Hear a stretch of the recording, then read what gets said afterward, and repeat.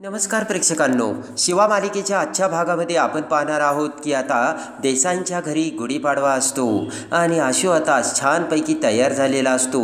आशूला बघून शिवा आता खुश होते, तर आशू म्हणतो की शिवा कसा दिसतोय मी? शिवा म्हणते की एकदमच खूप सुंदर दिसतोय, पण आशू मला एक कळत नाही, प्रत्येक गुढीपाडव्याला मी पॅन्ट शर्ट घालून गुढीपाडवा साजरा करायचे, पण आता सीताईने मला साडी घालायला सांगितली, मी कोणती साडी घालू? शिवा म्हणते की मला ना एक तर सगळ्याच साड्या आवडतात, नाही तर एकही आवडत नाही। आशू म्हणतो शिवा तू थांब बरं, मीच आता तुला मदत करतो। आणि आता आशू कपाट उघडून शिवाच्या त्या साड्या बघू लागतो। त्या साड्या बघताच आता आशू म्हणतो की शिवा तू तर खूपच कमी वेळात रेकॉर्ड ब्रेक केलंय आणि आपल्या घरात तू तर किती साड्या आणल्यात? शिवा म्हणते आशू मला ना बायकांचं आणि साड्याचं कधी गणितच कळत नाही, मला वाटतं कपाटात साड्या ऑटोमॅटिकच येतात की काय? शिवा म्हणते हे बघ आशू आता तू मला बोर करू नकोस बरं का, मी तुला काय साड्यांचा हिशोब करायला ठेवलं नाहीये, कपाटात आणलं नाहीये, मला साडी सिलेक्ट करायला मदत करणार आहे। आशू म्हणतो करतो। आणि आता लगेच आशू सगळ्या साड्या चेक करतो आणि खाली एक साडी असती, पटकन ती साडी ओढून आशू आपल्या हातात घेतो आणि शिवाला दाखवतो। ती साडी बघून शिवा म्हणते की अरे यार आशू ही साडी कपाटात कशी आली, कुणाची आहे ती? आणि तू आणलीस ना? तर आशू म्हणतो हो तुझ्यासाठी, माझ्याकडून हे तुला गिफ्ट गुढीपाडव्याचं, असे आशू आता शिवाला सांगतो। शिवा खुश होते आणि आशूला म्हणते की तू तर आता एकदम टिपिकल नवऱ्यासारखं वागतोयस बरं का। आणि ते बघून आता पटकन शिवा ही आशूला मिठी मारते आणि लगेच आता शिवा म्हणते की आशू अरे तुम्हाला खूप छान गिफ्ट दिलंयस। तर आता प्रेमाने आशू म्हणतो की मग आता मी खाली जातो, तू ही साडी नेसून खाली ये। आशू जाऊ लागताच आता शिवा ही आशूच्या हातात हात घालते आणि म्हणते की तू मला गिफ्ट दिलं, पण त्या बदल्यात आशू तुला रिटर्न गिफ्ट नको का? आशू म्हणतो अरे यार मला आता रिटर्न गिफ्टसुद्धा मिळणार आहे वाटतं। आणि त्यानंतर आता आशू म्हणतो की आता काय गिफ्ट असेल काय माहिती? शिवा आता खुश होऊन म्हणते सरप्राईज आहे। शिवा आता कपाट उघडते आणि शिवाने प्रेमाने आता आशूसाठी जॅकेट गिफ्ट म्हणून घेतलेलं असतं आणि ते जॅकेट काढून शिवा आता आशूला देते। आशू म्हणतो वाह जॅकेट तर खूप सुंदर आहे, पण आशू लगेच आता शिवाला म्हणतो की शिवा तू एक गोष्ट बघितलंस का, तू हे जॅकेट कधी घेतलं? तर आता शिवा म्हणते अगोदरच। आणि आशू म्हणतो की बघितलं का याचे कलर्स किती मॅच होतात मी घेतलेल्या साडीचे आणि या जॅकेटचे? शिवा ते बघून म्हणते की हो खरंच की। आणि पटकन आता ते जॅकेट आशू घालतो आणि आशूला ते जॅकेट खूप सुंदर दिसत असते आणि लगेच आता आशू खुश होतो आणि म्हणतो की तू सुद्धा आता साडी घाल आणि त्यानंतर आईने तुला जे दागिने दिलेत ना ते सुद्धा घाल, दागिन्यांनी शोभा वाढते। आणि लगेच आता आशू म्हणतो की हे बघ दागिने घातल्यानंतर ना मग नवरे बायकाकडे बघतात आणि मग बायकांना फिरवता येतं। तर आता लगेच शिवा म्हणते की फिरव मग। तर आता आशू म्हणतो की फिरवणारच आहे आणि चल म्हणत असे आता आशू बाहेर निघून जातो। आणि इकडे आता सीताई ही आता फुलांचे हार तयार करत असते, तेवढ्यात आता कीर्ती ही सीताईने सांगितल्यामुळे गुढी उभारण्यासाठी काठी घेऊन येते आणि लगेच ती काठी बघत आता सीताई म्हणते की शिवाने काठी छान सजवली वाटतं। कीर्तीचा मूड ऑफ होतो। कीर्ती आता तिथे उभा राहते, तर सीताई म्हणते की अगं उभा काय राहिलीस, तुला दरवर्षी कशी करायची कोणती काठी हे कळत नाही का? आणि आता गुढी उभारायला गडू कुठे, जा लवकर घेऊन ये।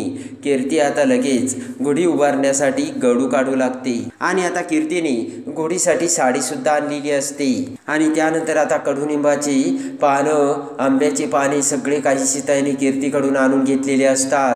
तर आता कीर्ती खूप थकलेली असते। सीताई म्हणते की फुलं कुठे आहे कीर्ती? तर कीर्ती म्हणते ही आहेत ना, हीच वापर नाही। सीताई म्हणते अगं गुढीसाठी सेपरेट फुलं आणली, आतमध्ये ठेवली बघ, आण ती लवकर। आणि आता रागाने कीर्ती निघून जाते आणि फुलांचे ताट घेऊन आता पुन्हा सीताई समोर ठेवते आणि त्यानंतर आता पटकन उर्मिला ही नवी भरजरी साडी घालून तिथे येते। सीताई उर्मिलाकडे बघत म्हणते खूप छान, पण दागिने कुठे उर्मिलाने तर दागिनेच घालायची उर्मिला विसरलेली असते। पटकन आता उर्मिला आतमध्ये जाते, तर संपदा ही भरजरी साडी दागिने घालून आता समोर आलेली असते। त्यानंतर आता लक्ष्मण म्हणतो की पण सीताई भाऊंची काही खबर बात तर आता सीताई म्हणते की नाही जमणार त्यांना यायला. आणि आता लक्ष्मण म्हणतो की पण आशू आणि शिवाचा हा पहिलाच गुढीपाडवा आहे ना. आणि तेवढ्यात आता सुहास तिथे येऊन कीर्ती शेजारी बसतो.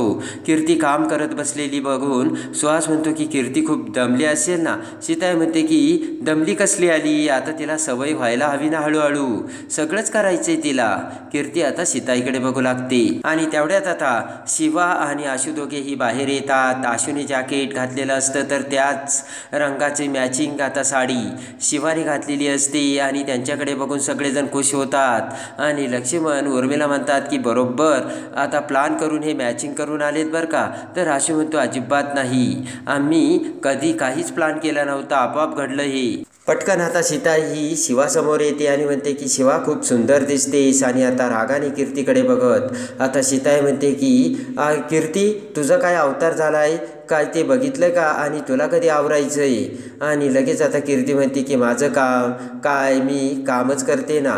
तर आता सीताई म्हणते काम तर ते करायचं असतं, आणि तू घरातली आहे ना तेव्हा जा लवकर आवरायला आणि आवरून ये. घरातल्या बायकांनी सणासुदीच्या दिवशी व्यवस्थित आवरून यायचं असतं, कळलं का तुला. तर कीर्ती रागाने आतमध्ये निघून जाते. तेव्हा इकडे सीताई म्हणते की चला आता आपण तोपर्यंत तयारीला सुरुवात करूयात. आणि इकडे आता चंदन, माई आजी, वंदना, दिव्या सगळेजण गुढी उभारण्यासाठी बाहेर आलेले असतात. पाना गँग सुद्धा त्यांच्याकडे आलेली असते. माई आजी चंदनला म्हणते की गुढी तुम्ही उभारायची बरं का.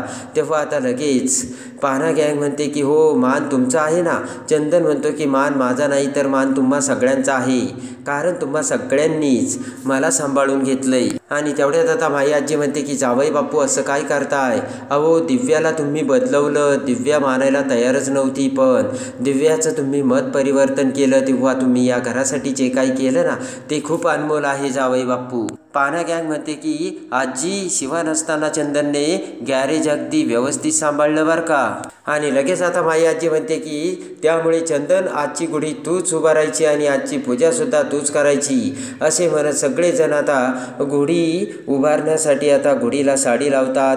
आणि आता गडू देखील गुढीवर चढवलेला असतो. गडूला आता फुलांचा हार घातलेला असतो. भरजरी साडी आता गुढीला घातलेली असते. सगळ्यांनी आता गुढी उभारण्यासाठी हात लावलेले असतात. वंदना, पाना गँग, चंदन, दिव्या सगळेजण आता गुढीची तयारी करतात. आणि त्यानंतर आता चंदन, दिव्या गुढी उभारतात. तर माई आजी दिव्याला आता गुढीला हळद आणि स्वतःला हळदी कुंकू लावायला सांगते. आणि सगळेजण आता गुढीची हात जोडून आता पूजा करतात आणि गुढीला नमस्कार करतात. दिव्याने आता गुढीला हळदी कुंकू वाहिलेले असते. आणि आता दिव्या ही सगळ्यांकडे बघते. आणि आता माई आजी दिव्यावर खुश होते. माई आजी म्हणते की वंदे बघितलं का दिव्या किती बदलली. इकडे आता दिव्या सुद्धा खुश होते आणि विचार करते की मला या घराच्या बाहेर आता जायचं नाहीये आणि मला चंदनसोबतच राहायचंय, तेव्हा मला हे सगळं करावंच लागेल. असा विचार करून दिव्या सगळ्यांकडे बघत खुश होऊन हसू लागते आणि म्हणते की चला चला सगळेजण आता पाया पडून प्रसाद घ्या. आणि त्यानंतर आता इकडे देसाईंच्या घरीसुद्धा आशू आणि शिवानी गुढी उभारलेली असते. आणि आशू आणि शिवानी गुढीची पूजा देखील केलेली असते. सीताई म्हणते वा वा आशू शिवा तुम्ही अगदी मस्त पूजा केली आणि खरा मान गुढीचा तुमचाच होता. आणि माझ्या आशूने सुद्धा आता खऱ्या अर्थाने आयुष्यातील गोड कडू अनुभव घेतले, त्यामुळे तो सुद्धा आता शहाणा झाला आहे. आणि आता सीताईसुद्धा खूप खुश झालेली असते. आणि आता शिवा ही सगळ्यांना प्रसाद देते. तर तेवढ्यात चंदन, दिव्या, माई आजी, पाना गँग सगळेजण आता देसाईंच्या घरी आलेले असतात. त्यांना बघून माई आजी आता सीताईला मिठी मारते. तर शिवा म्हणते की अरे यार तुम्ही सगळे इकडे. तर चंदन म्हणतो की आशूने फोन केला होता ना. आणि शिवा म्हणते की आशू. तर आशू म्हणतो मी नाही, आईने बोलावलं. तर हसतच सीताई म्हणते की अगं मला वाटलं सगळ्यांनी एकत्र यावा आणि मोठा त्रागा करावा आणि खूप मज्जा येईल, बरोबर ना. आणि त्यानंतर आता सीताई म्हणते की मागच्या वेळेस पाडव्याला न जेवण करता तसेच निघून गेला होतात ना, बरोबर ना. तर आता लगेच आता दिव्या आणि चंदन ही सीताईच्या पाया पडतात. आणि लगेच आता दिव्या म्हणते की सगळेजण एकत्र आल्यानंतर किती आनंद होतो नाही का. आणि ते ऐकून आता कीर्ती म्हणते की या दिव्याने काही पार्टी वगैरे चेंज केली की काय. आणि त्यानंतर आता माई आजी म्हणते की बरं गुढी तर आता उभारली, यानंतर काही कार्यक्रम आहे काय. आणि लक्ष्मण म्हणतो की माई आजी, आपल्याला आता एका ठिकाणी गुढी उभारायला जायचं, अगोदर मी त्यांना सांगून आलो होतो. आणि त्या अगोदर आता सीताई म्हणते की उर्मिला अगोदर सगळ्यांना प्रसाद दे. तर उर्मिला सगळ्यांना आता प्रसाद देते. आणि त्यानंतर आता लगेच सीताई म्हणते, आजी कशी दिसते माझी सून. आणि शिवाकडे बघत आता माई आजी म्हणते की जशी तुमची मुलगीच. म्हणते की वा सीताई, हे ऐकण्यासाठी माझे कान आतुर झाले होते आणि मला असं वाटतं की तुम्ही वेळोवेळी मला असंच बोलावं. बोला ना पुन्हा एकदा. तर सीताई हसू लागते. आणि तेवढ्यात आता इकडे आता कीर्ती आणि सुहास त्यांच्या बेडरूममध्ये येतात. आणि आता सुहास कीर्तीला म्हणतो की तू सुद्धा फेटा बांधून घे बरं का, परत यायचं आहे ना तुला आनंदात. तर कीर्ती म्हणते म्हणजे सुहास तुझा काही प्लान आहे का.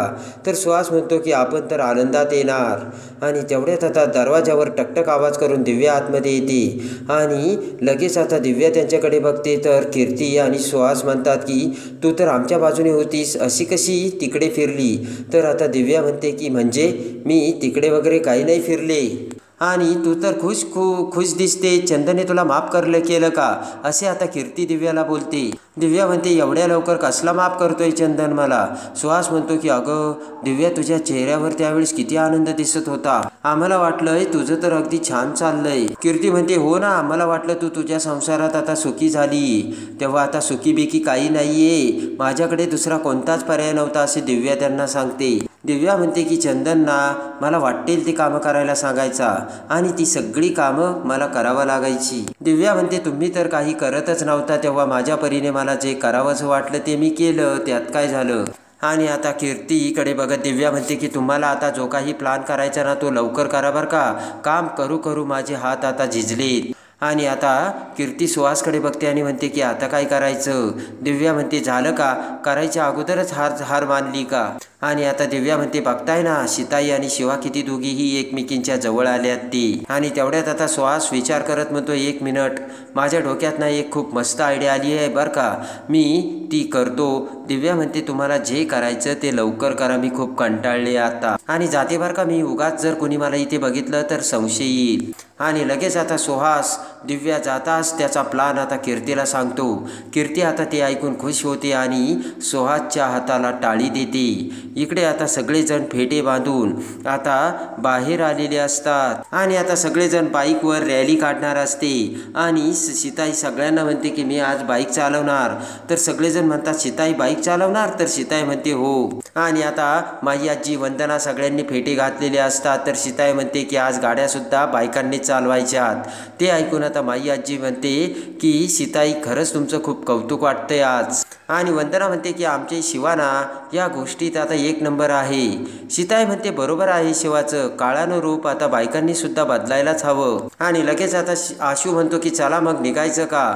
तर आता शिवा म्हणते की 1 मिनिट थांबा. आणि लगेच आता शिवा तिच्याकडचा गॉगल काढून सीताईच्या डोळ्यावर घालते आणि म्हणते त्या दिवशी तुम्ही मला घातला होता, आज मी तुम्हाला घातला. तर ते बघून सीताई आता खूप खुश होते. आणि त्यानंतर शिवासुद्धा तिच्या डोळ्याला गॉगल लावते आणि म्हणते चला आता. आणि सगळेजण आता जाऊ लागतात आणि सगळ्या बायका आता बाईकवर बसलेल्या असतात. सीताईने एक बाईक तर शिवानी दुसरी बाईक, असे सगळ्यांनी आता एक बाईक घेतलेली असते. आणि आता सगळी पाना गँग आता रोडवरून रॅली काढत बाईकवरून जात असतात. शिवा आणि सीताई खूप खुश झालेले असतात. आणि त्याच वेळेस आता कीर्ती त्यांना बघून खूप जळत असते.